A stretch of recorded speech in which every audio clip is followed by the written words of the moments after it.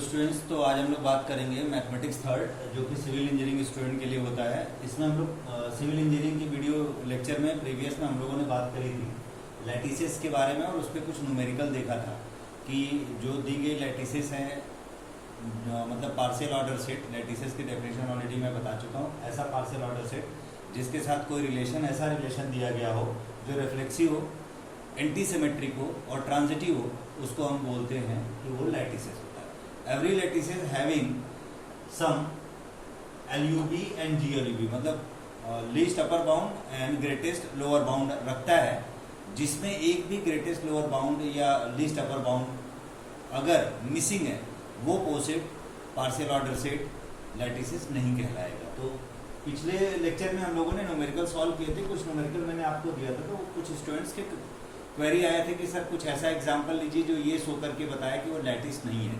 तो आज हम लोग उसी के बारे में बात करेंगे। और दूसरा एक जो हमने होमवर्क के तौर पे दिया था, बहुत सारे स्टूडेंट ने बोला सर उसको आप सॉल्व करके दिखाइए, तो मैं वो भी आपको सॉल्व करके बताऊंगा। और short introduction about Boolean algebra, क्योंकि अगला जो हमारा टॉपिक होगा वो बुलियन अलजेब्रा के बारे में ही होगा। तो अभी हम इसके बारे में बात करते हैं, then will talk about some basic concept about Boolean algebra. Next lecture में हम लॉजिक गेट्स के बारे में बात करेंगे, और एंड नॉट गेट, जो डिफरेंट टाइप्स के गेट्स होते हैं उनके बारे में बात करेंगे। तो देखते हैं जरा, एक न्यूमेरिकल ऐसा हमने कंसीडर किया है जिसका हेस डायग्राम दिया हुआ है, और उसके बेसिस पे हमें बताना है कि वेदर जिस भी पोसेट का वो हेस डायग्राम है, क्या वो लैटिस है या नहीं है। From the following Hasse diagram check the poset is lattice और not. Poset partial order set already आपको डिस्कस किया जा चुका है, ये आपको दिया गया है, आप देख सकते हैं हेस डायग्राम दिया गया है। अब ये लैटिस है कि नहीं है, तो आपको प्रीवियस लेक्चर में ये बताया गया था कि कोई भी अगर पोसेट है उसको हमें लैटिसेस प्रूव करना है, तो उसके सारे लिस्ट अपर बाउंड सॉरी और आपके GLB greatest lower bound calculate करने होंगे। अगर एक भी पेयर ऑफ GLB या LUB मिसिंग होगा तो हम बोलेंगे वो लैटिसेस नहीं है या लैटिस नहीं है। तो चलिए देखते हैं, ऑलरेडी हमारे पास हेस डायग्राम दिया गया है, तो बाकी चीजें हमें जो है आपका रिलेशन मैट्रिक्स से सब कैलकुलेट करने की कोई जरूरत नहीं है। डायरेक्टली हमने क्या निकालना है, LUB एंड GLB। देखते हैं लीस्ट अपर बाउंड और ग्रेटेस्ट लोअर बाउंड निकाल के देखते हैं क्या कोई पेयर जो है मिसिंग हो रहा है। अगर नहीं मिसिंग होगा तो लैटिस होगा, अदरवाइज नॉट लैटिस। ठीक है, तो सिंपल बनाते हैं। आपको पता होगा LUB का मतलब होता है, हम इसको बोलते हैं डिसजंक्शन यानी ज्वाइंट। इसको ऐसे लिख सकते हैं X Y और इसके बीच का डिसजंक्शन, X डिसजंक्शन Y लिख सकते हैं। इसका टेबल कैसे बनता है आपको पता है, बिल्कुल सिमिलर उसी तरीके से बनाएंगे। ज्वाइंट का सिंबल डिस्ट्रक्शन का ये होता है, इधर आपने कितने एलिमेंट है ABCDEF, तो ABCDEF row wise column wise आपने लिख लिया। अब A डिसजंक्शन ऐसे लिखेंगे X डिसजंक्शन Y, इसका मतलब इसको अगर A का A के साथ देखना है तो A डिसजंक्शन A का B के साथ देखना है तो A डिसजंक्शन B, इस तरीके से हम लोग डिनोट करते हैं। ठीक है, ध्यान रखिएगा। तो A का A के साथ देखें, तो इसमें आपको बताया गया था कि या तो ये देखना कौन ऊपर है, और या अगर ऊपर नहीं मिल रहा है, दोनों बराबर लेवल पे है, तो ऊपर की तरफ वो कहां पर ज्वाइंट हो रहा है, ऊपर की तरफ। ध्यान रखिएगा, इसमें हमेशा ऊपर की तरफ देखा जाता है, क्योंकि इसका जो ब्रांचेज है ऐसे ऊपर की तरफ खुली हुई है। ठीक है, तो A और A से इट सेम लेवल पे होता है, इसलिए A का A ही लिखा जाएगा, हर एलिमेंट का अपने साथ वही लिखा जाता है। अब A और B के साथ देखा जाए, A और B तो दोनों सेम लेवल पे हैं, तो ये कहाँ मिल रहा है, ये हमें देखना है कहाँ पे ज्वाइंट हो रहा है। तो कहाँ ज्वाइंट हो रहा है, ये C पर ज्वाइंट हो रहा है। आप देख लीजिए यहाँ पे स्प्लिट का क्या लिख दिया, A B के नीचे क्या लिख दिया, C पे। A का C के साथ क्या हो जाएगा, ऊपर में क्या है, A से ऊपर C है, इसलिए C आ गया। A से D का देखा जाए तो D ऊपर की तरफ है, D में D आ जाएगा। A का E देखा जाए तो आप देख सकते हैं E ऊपर की तरफ, तो E आ गया। A और F में ऊपर कौन है, F है, तो इसको F लिख दिया। दोनों अगर सेम लेवल पे होते, पता नहीं चल पाता कि कौन सा ऊपर है, तो ऊपर कहाँ जाके ज्वाइंट हो रहा है वो चेक करने होता है, वो लिखना होता है। ध्यान रखिएगा, जो कि हम लोग प्रीवियस लेक्चर में ऑलरेडी डिस्कस कर चुके हैं। अब B का देखेंगे A के साथ, दोनों सेम लेवल पे, तो कहाँ ज्वाइंट कर रहे हैं, C पर, तो इसलिए A के लिए C हो गया। B का B के साथ इटसेल्फ B होगा, और B का C के साथ C, B से ऊपर इसलिए C आ गया। और B का D के साथ D ऊपर दिखाई दे रहा है, B से इसलिए D आ गया। B का E के साथ ऑब्वियस अगर हम देखेंगे तो E ऊपर आएगा डायग्राम में, तो इसलिए E हमारा इसके साथ आ जाएगा, और B और F में F ऊपर, इसलिए F आ जाएगा। इसी तरह C का कैलकुलेट करेंगे, C का A के साथ ऊपर कौन है, C और A में, तो C है, इसलिए C आ गया। C और B के साथ ऊपर कौन है, C है, तो C लिख दिया गया B के नीचे। C इटसेल्फ C के साथ C ही लिखा जाएगा। C और D में ऊपर कौन है, तो D है, तो इसके नीचे D लिख दिया जाएगा। C और E में ऊपर कौन है, तो E लिख दिया जाएगा। C और F में ऊपर कौन है, F लिख दिया जाएगा। सिमिलरली आप इसी तरह सबका ड्रॉ कर सकते हैं। D आप देख सकते हैं, D का A के साथ ऑब्वियस D आएगा, D B के साथ ऑब्वियस D आएगा, डी सी के साथ तो भी डी आएगा, डी इटसेल्फ डी आएगा, और डी और ई के साथ दोनों सेम लेवल पे, तो कहाँ मीट कर एफ पे। तो डी का देखिए आप लिख सकते हैं, डी का ई के साथ अगर हमें देखना हो तो ये मिसप्रिंट है, मतलब मैंने मिस्टेक लिखा हुआ है, डी और ई का एफ पे होगा क्योंकि दोनों सेम लेवल पे, तो यहाँ पर आपका एफ आएगा, ठीक है। और डी एफ के साथ ऑब्वियस एफ ऊपर है तो एफ होगा। इसी तरीके से ई का देखते हैं, ई ए से ऊपर है तो ई आएगा, बी से ऊपर है तो भी ई आएगा, सी से ऊपर है तो इन सब में ई आ गया। और ई और डी में देखा जाए कहाँ ज्वाइंट हो रहा है, एफ पे, तो इसलिए क्या लिखा है यहाँ पे, ई का ई के साथ डी के साथ एफ लिखा गया क्योंकि डी और ई एफ पे ज्वाइन कर रहे हैं। ई इटसेल्फ ई लिखा जाएगा, ध्यान रखिएगा, इसमें कोई डाउट नहीं होना चाहिए। उसके बाद ई और एफ में ऊपर कौन है, एफ है तो एफ लिख दिया। सिमिलरली एफ इन सभी से ऊपर है तो एक एक में भी एफ लिखा जाएगा, बी के साथ भी एफ ऊपर है, सी के साथ भी ऊपर है, डी के साथ भी ऊपर है, ई के साथ भी ऊपर है, तो सब में एफ लिखा जाएगा। तो ये आपका कैलकुलेट हो गया लीस्ट अपर बाउंड, एक भी पेयर खाली नहीं है। चलिए दूसरा हम लोग कैलकुलेट करते हैं जीएलबी, ग्रेटेस्ट लोअर बाउंड। इसमें होता है डाउनवर्ड बनता है, इसको हम कंजक्शन बोलते हैं, दैट इज मीट। ये नीचे की तरफ कहाँ मिलेंगे, ध्यान रखिएगा, इसमें नीचे की तरफ कहाँ मिलना होता है और इसमें ऊपर की तरफ होता है। और इसमें ये देखा जाता है कि एक दूसरे से नीचे कौन, ठीक है। तो ए का ए के साथ इटसेल्फ ए लिखा जाएगा। अब ए और बी में जब हम एलयूबी बना रहे थे तो ऊपर के साइड देख रहे थे, लेकिन इसमें नीचे कहाँ ज्वाइन होंगे क्योंकि दोनों का सेम लेवल है। अगर दोनों का सेम लेवल नहीं होता तो जो नीचे बना होता उसको लिख देते, बट ए और बी नीचे कहीं ज्वाइन ही नहीं हो रहे थे, यानी ए का बी के साथ कोई पेयर नहीं मिलेगा, ये पेयर आपका मिसिंग हो गया, ठीक है, ध्यान रखिएगा, यहाँ पर मिसिंग है, करेक्ट। अब ए का सी के साथ तो सी से ए नीचे इसलिए आ जाएगा, डी से ए नीचे इसलिए डी के नीचे भी आ जाएगा, ई के ए नीचे तो इसलिए ई के नीचे, एफ के नीचे तो। सिमिलरली डी का देखेंगे, बी का ए से देखेंगे नीचे कहीं नहीं ज्वाइन करा तो ये भी देखिए मिसिंग हो गया। और फिर बी का डी के साथ सिर्फ बी हो जाएगा, सी से बी नीचे इसलिए बी आ जाएगा, बाकी सबसे नीचे इसलिए सब में बी आ जाएगा। इसी तरह सारे पेयर आप भर के देख लीजिए, अपने आप आ जाएगा, कोई प्रॉब्लम नहीं है। तो आपने क्या देखा, क्या ये सारे जो आपने जीएलबी निकाले हर पेयर कंप्लीट हो गया? नहीं कंप्लीट हुआ, क्योंकि इसमें ए का बी के साथ मिसिंग हो रहा है। दैट्स वाई ये जिस भी पोसेट का डायग्राम, केस डायग्राम दिया गया वो पोसेट लैटिस नहीं है।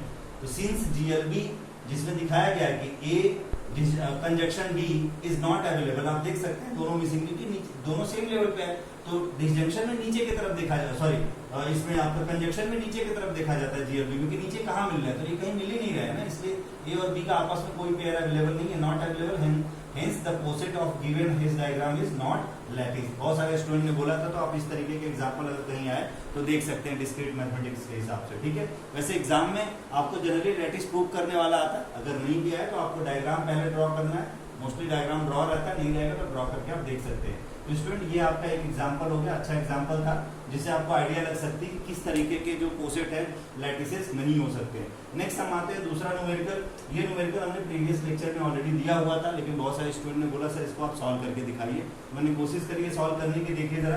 पोसेट L ऑफ D36 यानी divisor of 36 under the relation A related B, that is A divisible by divided B is lattice और नॉट, इसको चेक करना है। D36 मतलब डिवाइजर ऑफ 36, 36 के कौन कौन से डिवाइजर हो सकते हैं, यानी 36 को कौन कौन नंबर डिवाइड कर सकता है, 1 2 3 4 6 9 12 18 36, आप देख सकते हैं 1 सबको डिवाइड करता है, 2 भी 18 टाइम्स में जाएगा, 3 आपका 12 टाइम्स में जाएगा, 4 जाएगा 9 टाइम्स में, 6 जाएगा आपका 6 के टेबल में आता है 36, 6 6 जा 36 ऑब्वियस, 9 4 जा 12, 3 जा 18, 2 जा 36, तो ये 36 के पॉसिबल डिवाइजर यही हो गया, आप चेक करके देख लीजिए।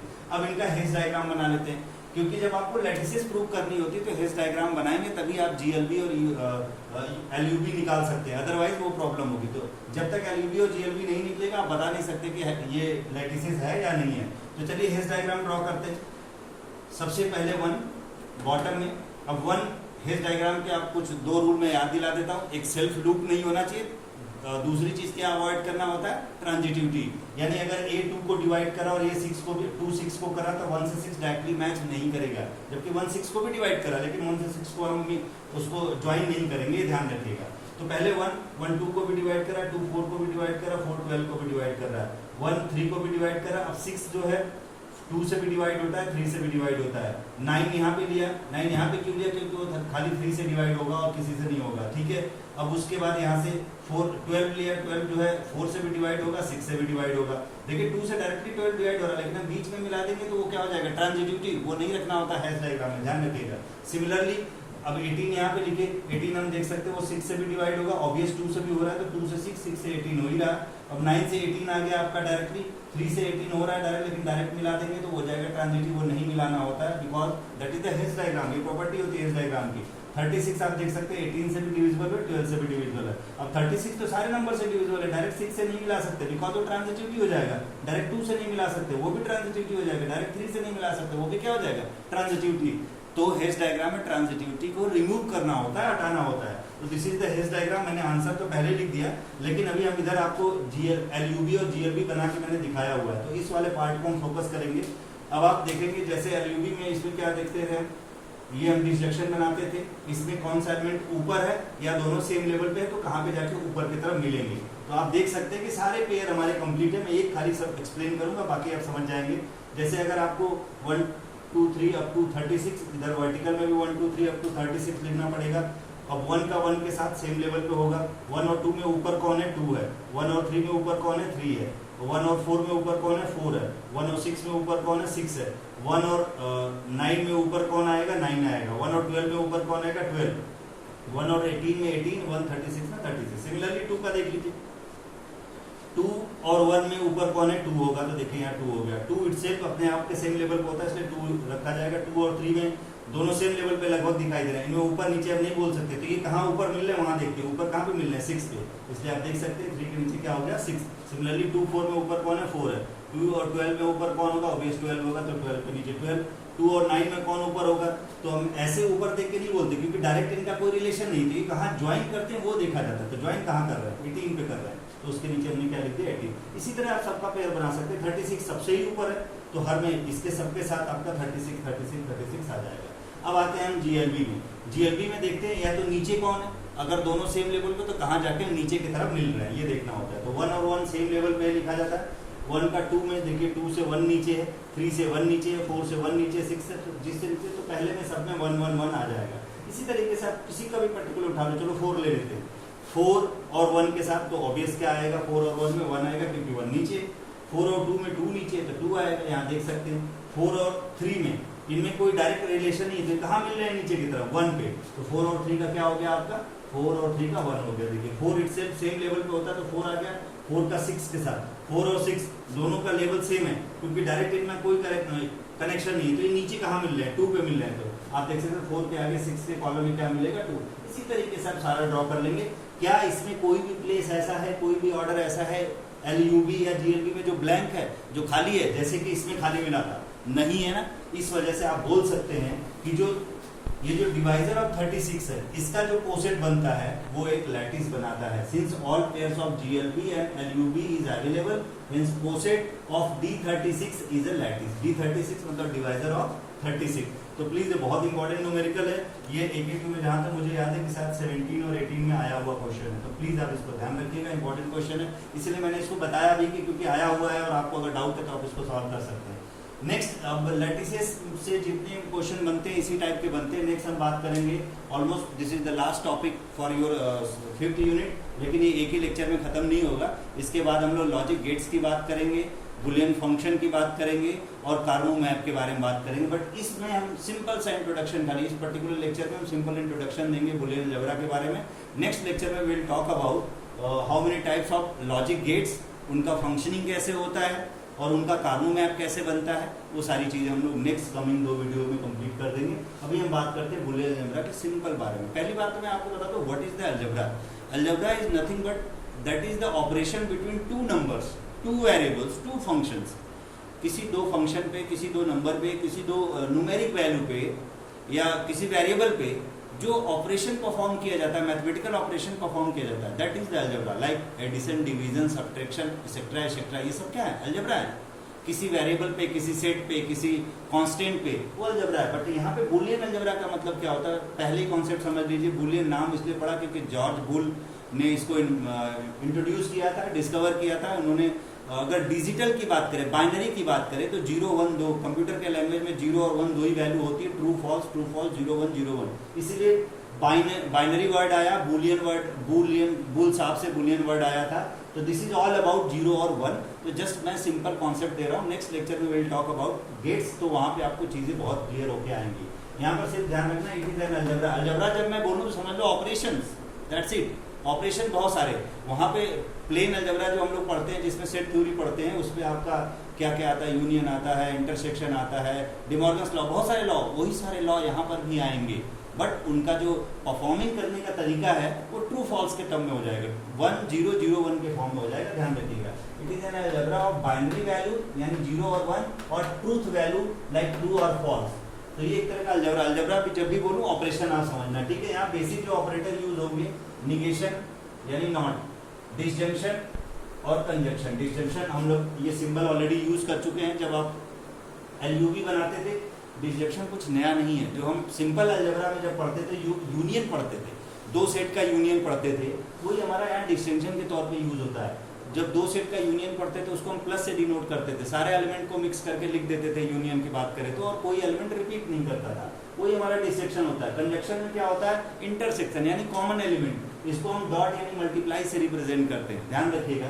तो इसको हम आप एंड पढ़ते हैं, इसको और पढ़ते हैं। एंड मतलब सम करना, और मतलब मल्टीप्लाई करना, जो कि प्लेन जो सिंपल अलजेब्रा, प्लेन मतलब सिंपल अलजेब्रा में जो हम पढ़ते थे सेट थ्योरी में, ये इंटरसेक्शन और ये आपका यूनियन होता था। अब इसको समझने की कोशिश करते हैं। निगेशन मतलब अपोजिट, ए अगर कोई एलिमेंट है दैट इज ट्रू तो उसका अपोजिट क्या होगा, फॉल्स होगा। अगर ए कोई एलिमेंट है और वो फॉल्स है तो उसका अपोजिट क्या होगा, ट्रू होगा, सिंपल। ए और बी, यहाँ फॉल्स फॉल्स का फॉल्स ही मिलेगा, डिसजंक्शन का मतलब यूनियन होता है, दोनों फॉल्स है तो क्या मिलेगा, फॉल्स मिलेगा। फॉल्स और ट्रू में ट्रू, यानी फॉल्स को यहाँ पे आप वैल्यू समझिए 0 ले रहा है, ध्यान रखिएगा, और ट्रू को आप समझिए वैल्यू क्या ले रहा है, 1 ले रहा है, ठीक है। और फॉल्स और ट्रू में 1, 0 और 1 में 1 लिखा जाएगा, 0,1 यानी वैल्यू किसकी होती है, ट्रू की वैल्यू कंसीडर की जाती है इसमें। जो आपका डिस्टिंक्शन होता है ट्रू फॉल्स में, ट्रू अगर एक आ गया तो ट्रू की वैल्यू कंसीडर की जाएगी, ट्रू और ट्रू में ट्रू कंसीडर किया जाएगा। कंजंक्शन में क्या होता है, फॉल्स वैल्यू, यहाँ पे फॉल्स, दोनों फॉल्स है तो फॉल्स आएगा, फॉल्स और ट्रू में तो फॉल्स वैल्यू ली जाएगी, जब तक कि दोनों ट्रू ना हो। एक ट्रू और एक फॉल्स है तो फॉल्स लिया जाएगा, दोनों ट्रू है तब ट्रू लिया जाएगा। इसमें दोनों में डिफरेंस जरा समझिए।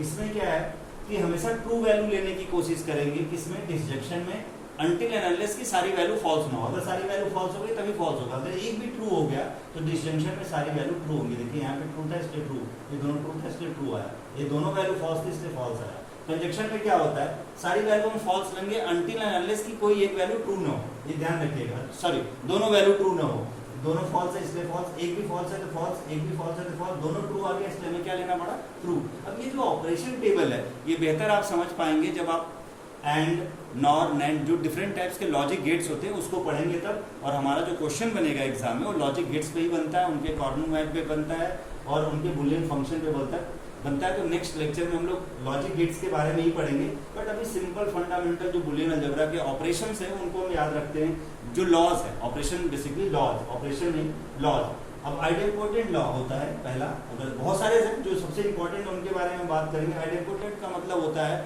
कि किसी नंबर का अगर हम सेम उसी के साथ ऑपरेट करें तो वही नंबर मिल जाए। जैसे शायद अगर आपने मैट्रिसेस पढ़ी होगी तो आपको याद होगा a इंटू ए करने पर ए ही मिले, यानी ए स्क्वायर की वैल्यू ए मिले तो उसको हम आइडेंपोटेंट मैट्रिक्स बोलते थे। सेम चीज, दो ऑपरेशन होंगे, डॉट आपका हो गया कंजंक्शन, एडिशन यानी और एंड हो गया आपका डिसजंक्शन। दोनों ऑपरेशन आप सेम नंबर पे परफॉर्म करेंगे तो वही नंबर मिलेगा, इसलिए आइडेंपोटेंट लॉ। डिस्ट्रीब्यूटेड लॉ में आप देख सकते हैं डिस्ट्रीब्यूशन आप पहले से पढ़ चुके हैं, A dot B plus A dot C हो जाएगा, बी डॉट सी है तो A dot B plus B dot C हो जाएगा, ए डॉट सी हो जाएगा यहाँ पे, A plus B dot A plus C हो जाएगा। आइडेंटिटी लॉ मतलब आइडेंटिटी एलिमेंट को किसी नंबर पे ऑपरेट करें, दो ही ऑपरेशन होगा यहाँ पे, डिसजंक्शन कंजंक्शन, डिसजंक्शन यानी प्लस, कंजंक्शन यानी डॉट, तो हमेशा वही एलिमेंट मिलेगा आइडेंटिटी में। अगर आप ग्रुप थ्योरी पढ़े होंगे तो आपको बताया गया होगा, जीरो अगर आइडेंटिटी है तो एलिमेंट में कोई फर्क नहीं पड़ेगा, जीरो आइडेंटिटी है तो यहाँ पे जीरो क्यों लिखा गया, बिकॉज ये मल्टीप्लाई वाली आइडेंटिटी है, इस वजह से ए प्लस 1 आ गया, ए प्लस 1 ए आ गया, ध्यान रखिएगा, ठीक है। इस तरीके से हम इसको सॉल्व करते हैं। इसी तरह आप आ जाइए एसोसिएटिव लॉ पे। एसोसिएटिव भी आपको पता है कि तीन नंबर लेते हैं, अलग अलग तीनों डिस्ट्रीब्यूट, ए का बी के साथ हो जाएगा, फिर ए का सी के साथ हो जाएगा। सिमिलरली ए प्लस बी पहले आ जाएगा, फिर ए प्लस सी हो जाएगा। सबसे इंपॉर्टेंट है आपका डिमॉर्गन्स लॉ, ध्यान रखिएगा। ए प्लस बी का कॉम्प्लीमेंट जब बात करेंगे, बहुत इंपॉर्टेंट लॉ है, ये अक्सर यूज होगा, इंपॉर्टेंट है, ध्यान रखिएगा। जब हम कॉम्प्लीमेंट की बात करेंगे, ए प्लस बी का complement A complement dot B complement, dot मतलब ये आपका एंड, ये आपका और यानी कंजक्शन, ये आपका डिस्जंक्शन है, कंजक्शन में कन्वर्ट हो जाता है डी मॉर्गन्स लॉ। तो इसका कॉम्प्लीमेंट निकालेंगे तो A complement dot B complement, similarly A dot B का complement A complement plus B complement. यानी इंपॉर्टेंट क्यों है, मैं आपको ये बताना चाह रहा हूँ, डिस्जंक्शन को कंजक्शन में या कंजक्शन को डिस्जंक्शन में कन्वर्ट करने के लिए डी मॉर्गन्स लॉ यूज किया जाएगा। तो ए प्लस बी का कॉम्प्लीमेंट करेंगे तो A complement dot B complement, A dot B का कॉम्प्लीमेंट करेंगे तो A complement plus B complement आ जाएगा। सिमिलरली कॉम्प्लीमेंट का मतलब आपको जीरो का कॉम्प्लीमेंट वन, वन का कॉम्प्लीमेंट जीरो, बिकॉज यहाँ दो ही वैल्यू होती है क्योंकि Boolean algebra zero and one, zero का अपोजिट, कॉम्प्लीमेंट मतलब अपोजिट ऐसे समझो। जैसे मान लीजिए कि अगर 100% कोई ऑब्जेक्ट है आपके पास, अगर किसी के पास मान लीजिए 60% ऑब्जेक्ट चला गया तो इसका कॉम्प्लीमेंट पार्ट क्या होगा, क्योंकि कंप्लीट मिलके 100% होना चाहिए तो 40% पार्ट दूसरे के पास होगा, क्योंकि दोनों का सम कितना बनना चाहिए 100%। ठीक है, तो जीरो और वन दो ही नंबर है, जीरो का कॉम्प्लीमेंट वन, वन का complement zero, zero dot zero A dot A complement करेंगे तो जीरो आएगा। कैसे आएगा, जब ए बार का complement, suppose that A is one for example, तो वन का कॉम्प्लीमेंट क्या हो जाएगा zero, zero into any number what zero. Same चीज ए प्लस ए बार, ए अगर जीरो है तो जीरो का ए बार क्या हो जाएगा वन, जीरो प्लस वन कितना आ जाएगा वन आ जाएगा। तो ये दोनों लॉ अक्सर आपको यहाँ पर यूज की जाएंगी। नेक्स्ट आता है आपका कम्यूटेटिव लॉ। कम्यूटेटिव आपको पहले से पता है, पोजीशन चेंज करने पे वैल्यू में कोई फर्क नहीं पड़ना चाहिए, A dot B equals to B dot A plus B equals to B plus A. Similarly involution law होता है, ए कॉम्प्लीमेंट का कॉम्प्लीमेंट ए के बराबर होता है। आप मैट्रिसेस में भी जानते हैं कि किसी मैट्रिक्स के अगर हम बात करते हैं कि उसके अगर ट्रांसपोज का ट्रांसपोज या उसके कॉम्प्लीमेंट का कॉम्प्लीमेंट करते हैं तो सेम वही मैट्रिक्स या वही सेट हमें मिलता है। तो this is the fundamental operation Boolean algebra के जो रूल्स हैं, फंडामेंटल रूल्स हैं, आपको प्लीज इसको याद रखना है। तो बेसिक इंट्रोडक्शन में सिर्फ यही आपको समझना है कि बुलियन अलजेब्रा में will talk about zero and one, how zero and one are performed in different types of logic gates, यानी एंड और नैंड नॉर गेट, ये सारे गेट्स हम लोग आगे वाले लेक्चर में पढ़ेंगे। तो आज के लिए इतना ही। नेक्स्ट लेक्चर में हम लोग बात करेंगे बुलियन अलजेब्रा के डिफरेंट टाइप्स के लॉजिक गेट्स के बारे में और उनका परफॉर्म करने का तरीका क्या होता है और उनका कॉर्नू मैप किस तरीके से बनता है। तो 2 से 3 max two max 3 video lecture में आपकी ये यूनिट फिनिश हो जाएगी। आज के लिए इतना ही। Thank you so much.